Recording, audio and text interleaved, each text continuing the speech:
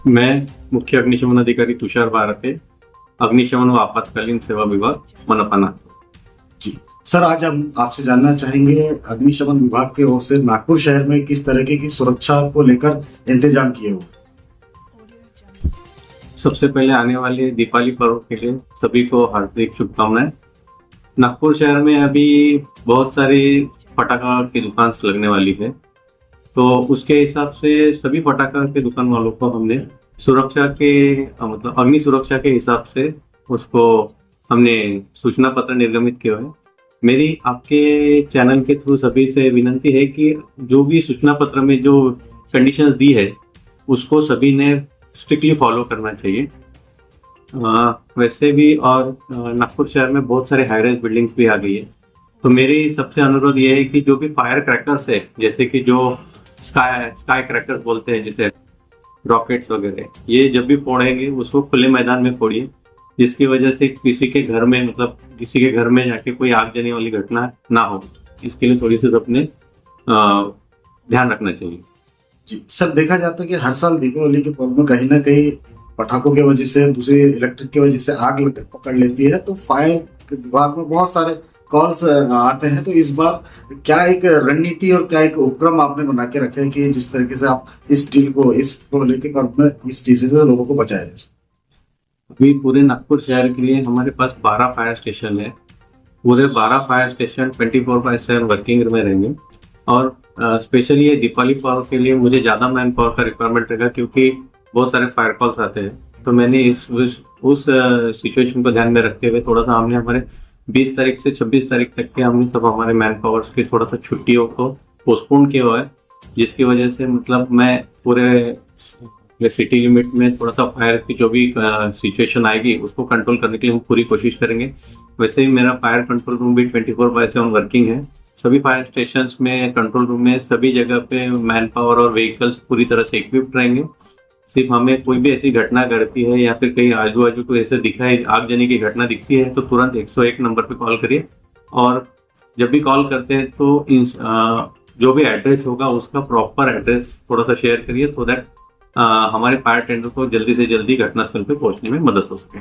जी sir, जैसा कि आप जानते हैं कि नागपुर शहर की कुछ गलियां बहुत छोटी सी है, वहां अगर ऐसी कुछ घटना हो जाती तो आपके पास, अग्निशमन विभाग के पास क्या एक उपक्रम है कि उन गलियों पर भी जाकर सर्विस दी जा सके। नागपुर शहर में बहुत सारे गलियां छोटी भी है और बड़ी भी गलियां रहने के बावजूद भी लोग आजू बाजू पार्क करके रखते हैं, उससे भी हमारे जो बड़े फायर टेंडर्स है उसमें जाने के लिए दिक्कत आती है। तो मेरी सबसे अनुरोध यही रहेगा कि आप व्हीकल्स थोड़ा सिस्टमेटिक पार्क करें, ताकि ऐसी कोई अनहोनी घटना होती है तो फायर टेंडर्स या एम्बुलेंस जाने के लिए उसको जगह मिल सके। और वैसे भी बहुत सारी ऐसी छोटी छोटी गलियां हैं, उसके लिए हमारे पास मिनी फायर टेंडर्स भी है, जो भी हर एक सिचुएशन को टैकल करने के लिए पूरा इक्विप्ड है। तो हमारे पास हम वो भी सिचुएशन देख के हम वो भी डिप्लॉय करते हैं, और सपोर्ट में बड़े फायर टेंडर्स भी जाते हैं जो दूर से उसको सपोर्ट में रहते हैं।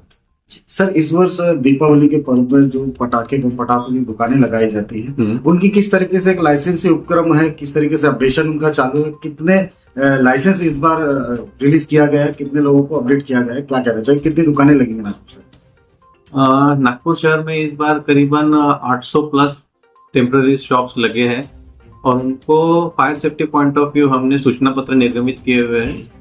तो उसमें हमने पूरी कंडीशंस डाल के दिए हैं, और मेरी आपके चैनल के थ्रू फिर से उन सभी पटाखा विक्रेताओं से विनती है कि उन्होंने जो भी कंडीशन हमारे सूचना पत्र में दिए उसको स्ट्रिक्टली फॉलो करें। सर, जिस पटाखे दुकान वाले ने आपसे एनओसी नहीं लिया, फिर भी दुकान लगाता है और कुछ घटना होती है, तो उसके लिए क्या करना है?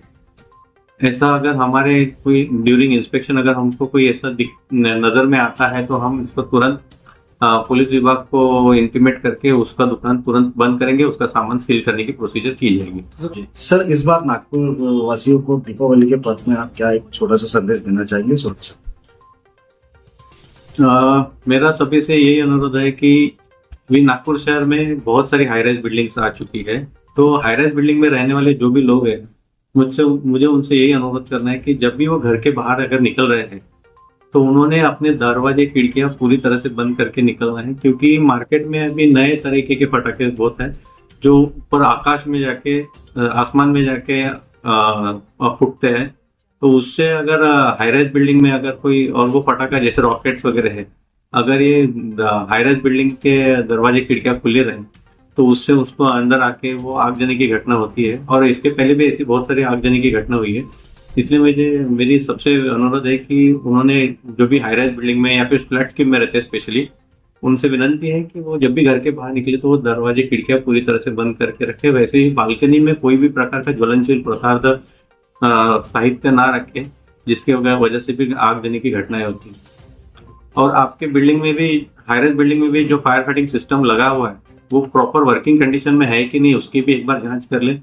अगर उन्हें उसके बारे में कोई ट्रेनिंग चाहिए तो नजीक के जो भी फायर स्टेशन है वहां पे जाके आप उसके बारे में ट्रेनिंग प्राप्त कर सकते हैं। ये दीपावली के अवसर पर अग्निशमन विभाग पूरी तरह से सुसज्ज है। मेरे आप सबसे निवेदन है कि आप दिवाली में सुरक्षित होकर पटाखे फोड़े। बच्चों को भी अगर पटाखे फोड़ रहे हैं तो वो बड़े घर के बड़े व्यक्ति के निगरानी में ही पटाखे फोड़े।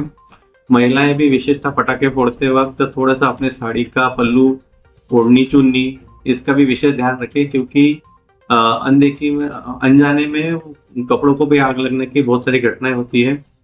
वैसे ही नागपुर महानगर पालिका स्वच्छ दिवाली शुभ दीपावली ये अभियान चला रही है। मेरी आपके माध्यम से सभी से अनुरोध है कि आप सब लोग इस अभियान में बड़े तौर पर शामिल हो। और सभी से निवेदन है कि आप लोग ये दिवाली पर्यावरण पूरक तरीके से मनाएं।